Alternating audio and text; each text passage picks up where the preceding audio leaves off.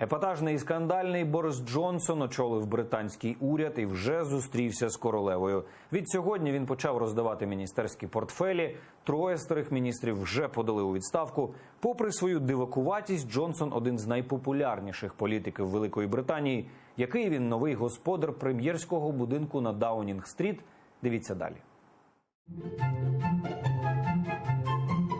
Зібравши пожитки, вона востаннє виходить з будинку на Даунінг-стріт. Денсинг Квін, королева танцю британського уряду, втратила корону.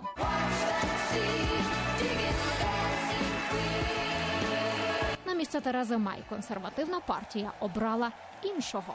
А кто играет Бориса, царя? Меня зовут Борис. Бориску на царство?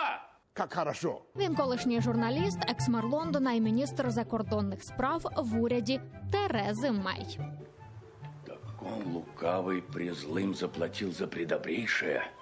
Сам захотел царствовать и всем владеть. Його часто порівнюють з Дональдом Трампом. На нашего Буша похож. Подейкують, Борис Джонсон навмисно куйовдить волосся, щоб здаватися своїм хлопцем, а він лишень підливає масло у вогонь своїми витівками. Це ще коли був мером Лондона, він вирішив допомогти з прибиранням річки. А тут схотів ефектно з'явитися перед публікою, спустившись на зіплайні. Натомість ефектно застряг.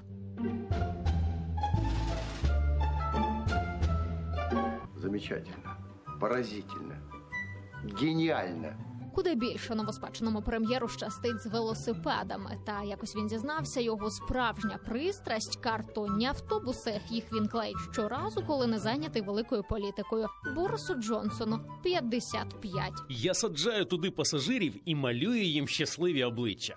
Боже, какой типаж! Браво, браво! Якось Джонсон зізнався, має предків росіян, а його перше ім'я Олександр. А тоді порівняв Путіна з ельфом з Гаррі Поттера і назвав тираном. Нехай трохи дивакуватий Борис Джонсон в міжнародній політиці на боці України.